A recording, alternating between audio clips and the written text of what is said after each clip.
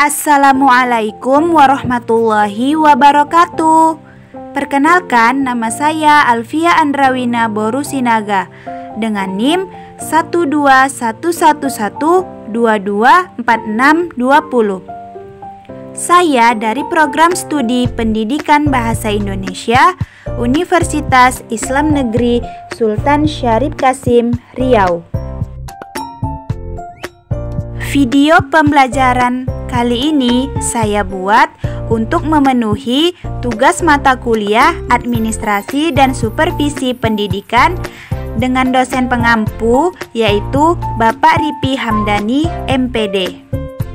Baiklah, pada video pembelajaran kali ini saya akan membahas tentang administrasi peserta didik. Adapun materi pembahasan pada video kali ini yaitu yang pertama, pengertian administrasi peserta didik. Yang kedua, proses administrasi peserta didik. Yang ketiga, instrumen administrasi peserta didik, manual dan elektronik. Dan yang terakhir yaitu peran guru dalam administrasi peserta didik.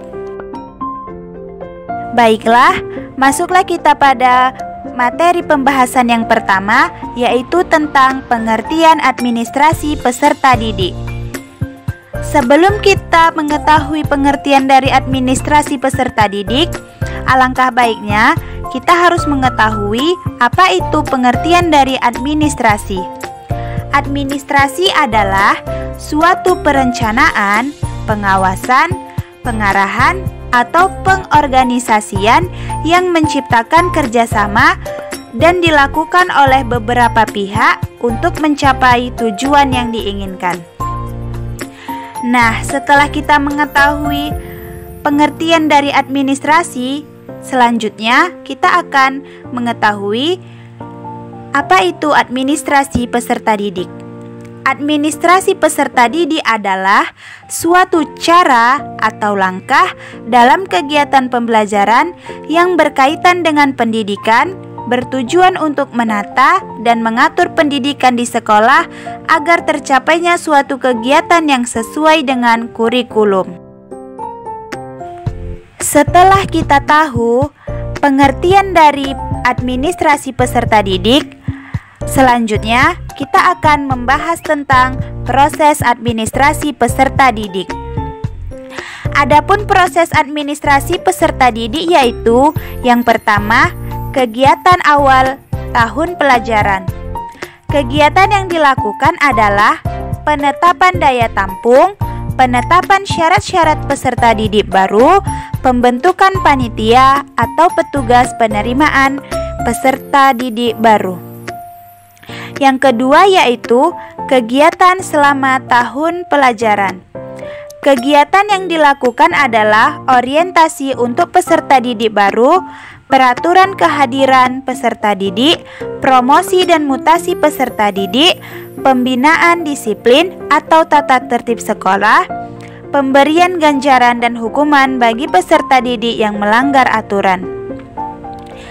Yang ketiga yaitu kegiatan akhir tahun ajaran.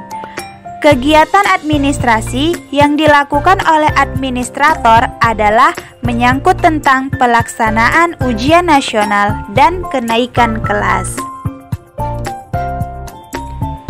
Nah, adapun instrumen administrasi peserta didik, manual dan elektronik adalah catatan tentang data siswa di sekolah dibedakan menjadi dua jenis, yaitu yang pertama, catatan data siswa untuk sekolah yang meliputi buku induk, buku kleper, catatan tata tertib sekolah, yaitu kumpulan semua peraturan yang bersifat umum dan khusus. Ada yang dari pemerintah dan ada yang produk sekolah itu sendiri. Yang kedua yaitu catatan siswa untuk masing-masing kelas yang meliputi buku kelas yang merupakan cuplikan dari buku induk, buku presensi kelas, buku catatan bimbingan dan konseling, buku catatan prestasi murid yang meliputi buku daftar nilai dan buku ledger, buku raport, dan buku mutasi. Nah, selanjutnya untuk mempermudah dan memperlancar jalannya administrasi kesiswaan, maka perlu ditunjang oleh sebagai instrumen atau alat kelengkapan yang diperlukan. Instrumen yang dimaksud antara lain berupa buku format yang digunakan untuk merekam semua data dan informasi yang berkenaan dengan siswa. Adapun instrumen yang dimaksud antara lain, yang pertama yaitu buku induk. Buku induk merupakan buku pokok karena di dalamnya memuat semua informasi yang dianggap lengkap mengenai keadaan siswa. Yang kedua yaitu buku kleper. Buku ini berfungsi untuk membantu buku induk memuat data murid yang penting. Yang ketiga yaitu buku daftar keadaan siswa. Buku ini menggambarkan keadaan jumlah keseluruhan siswa di sekolah. Yang keempat yaitu daftar hadir siswa. Daftar hadir siswa ini dibuat untuk mengendalikan keaktifan mengikuti kegiatan di sekolah. Yang kelima yaitu file penyimpanan berkas siswa. Berkas yang bersifat terlepas perlu diarsipkan dengan baik oleh sekolah, misalnya fotokopi STTB, akte kelahiran, surat keterangan pindah, dan sebagainya. Baiklah, setelah kita membahas materi tentang instrumen administrasi peserta didik, maka materi selanjutnya yang akan kita bahas yaitu peran guru dalam administrasi peserta didik. Adapun peran guru dalam administrasi peserta didik yaitu yang pertama, mendata dan menyeleksi siswa baru. Yang kedua, melaksanakan dan menyelenggarakan pembelajaran. Yang ketiga, mengatur dan mengontrol kehadiran siswa. Yang keempat, yaitu melakukan dan menerapkan uji kompetensi akademik atau kejuruan.